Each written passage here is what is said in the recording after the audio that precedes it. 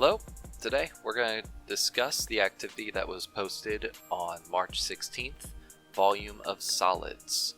This was intended to be completed after viewing the YouTube video where I covered the notes for Volumes of Solids, and it's meant to be done after the Edgenuity assignment, which also has further practice involving finding volume of solids. Before we get started, there is something that you will want to have handy while working on this. A calculator. Now, I will be using the TI-30XS Multiview calculator. This very specifically is the calculator that will be used, or at the very least be offered, for the end of grade testing for the EOGs.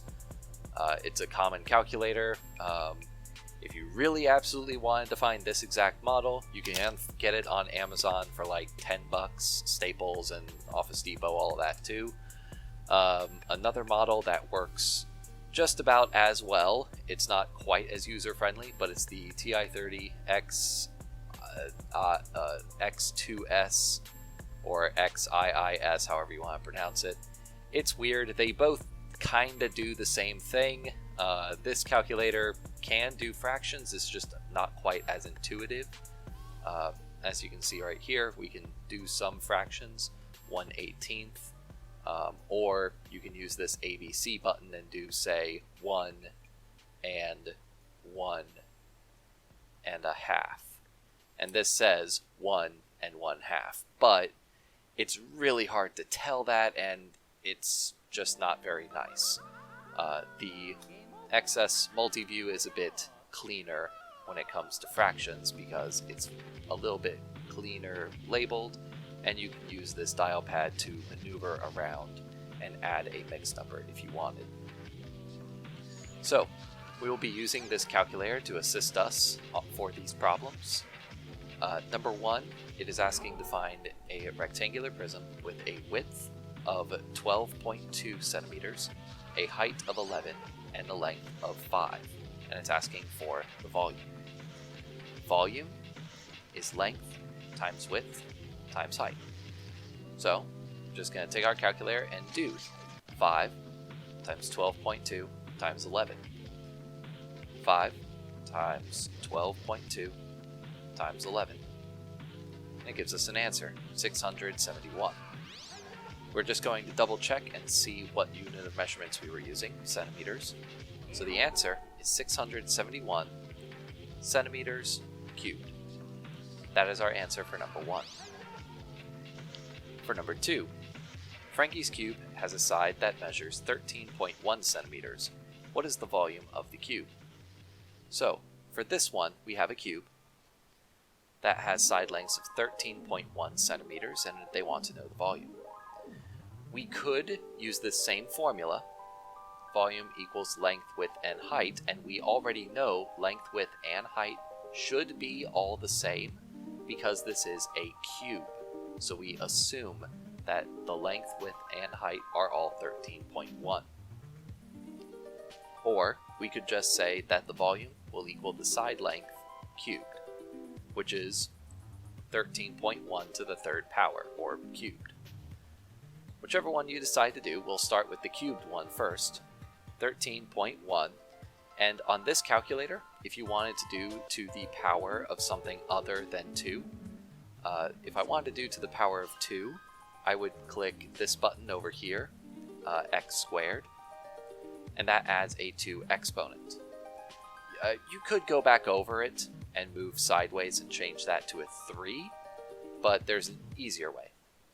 13.1, and this little upside down V, this little chevron, when you push that, it moves everything up.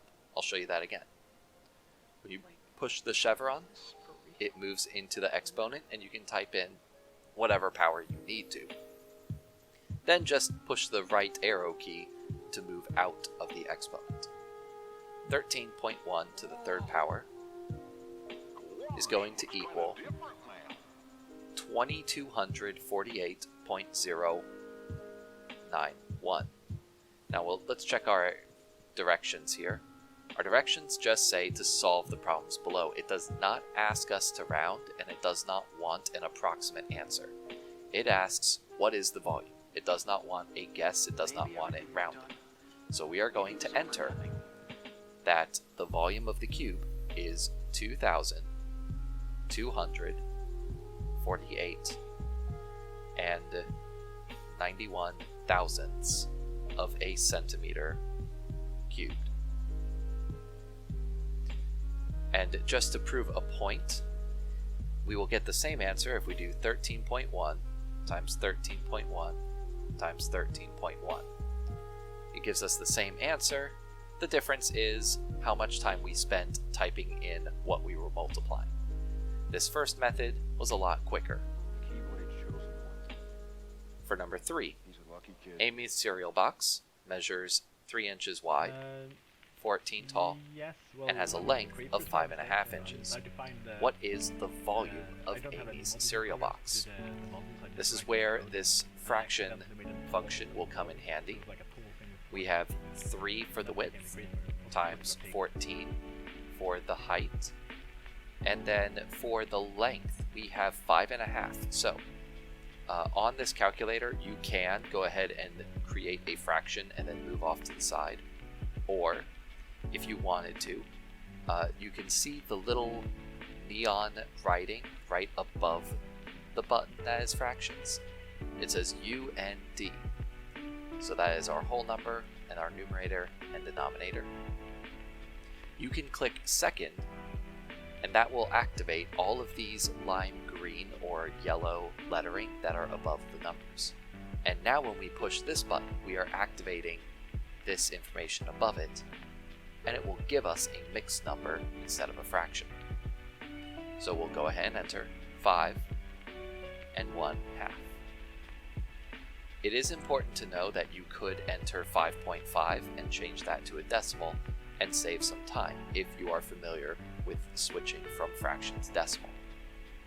Once you've got that punched in, hit enter, and you get 231. And that is going to be inches cubed this time, not centimeters. For number 4, we have a toy box that is 4 by 2 by 7.5. 4 by 2 by 7.5. 60. By this point, I am assuming that you have completed this worksheet. I'm assuming that you have already done the practice assignment on Edgenuity, and that you are looking at this to get the answers to see if you were correct. So I'm going to blaze through the rest of this rather quickly. If you are not yet done with this, hit pause now, so that way you have a chance to go over it. Your time to pause will end in 3, 2, 1. Okay, I may have gotten a little ahead of myself. I do really want to talk about these other problems as the issue. For number 6, 7, 8, 9, all of those actually go about things the way that an algebra problem would. Well, except for number 10. Number 10 is just going to be 32.768 inches cubed, because that's just going to be 3.2 to the third power. Anyways, for number 6, we're going to go ahead and set up our formula. Volume equals length times width times height. But when we go to set this up, we already have our volume. So we have our volume, 805, so we can replace our volume with it. We already have our length, 11.5. And we already have our width, which is 7 centimeters. So we have our width, which is 7. Well, we have this information. What we don't have is our height. So for this problem, we're actually going to go about solving it like an algebra problem, our previous unit, solving algebraic equations. Step number 1 is we're going to simplify this as much as we can. We can go ahead and do 11.5 times 7. So when we do 11.5 times 7, it does help that this is a calculator active section. We are left with 80.5 times h. If you recall from that previous unit, in order to solve an algebra problem, we have to use an inverse operation, otherwise known as doing the opposite of whatever is happening to the letter in our equation. Since this says 80.5 times h, we are instead going to divide everything by 80.5, since it is the opposite of multiplying by 80.5. That will inherently cross out 80.5 on this side, leaving us with just h. Let's give it a bigger explosion. And we still have to do 805 divided by 80.5. The answer is that the height of this cube is going to be 10 centimeters. And number 6, as you can tell, is not going to have a little cube because we are not finding the volume. We are just finding the length of one side. Moving on to number 7, which has a similar issue. Number 7 is going to be a cube that has a volume of this insanely large number. That is a volume that is going to be equal to 4,173.281. That is our volume, and that equals a side length to the third power. Now this one's going to be tricky, and sad to say, doesn't appear that our calculator would normally have a function to do that. That's because this is an advanced unit. You may be familiar with square root.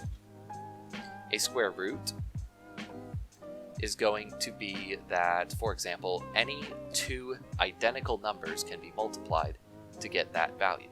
For example, 16 is the equivalent of 4 times 4, otherwise known as 4 squared.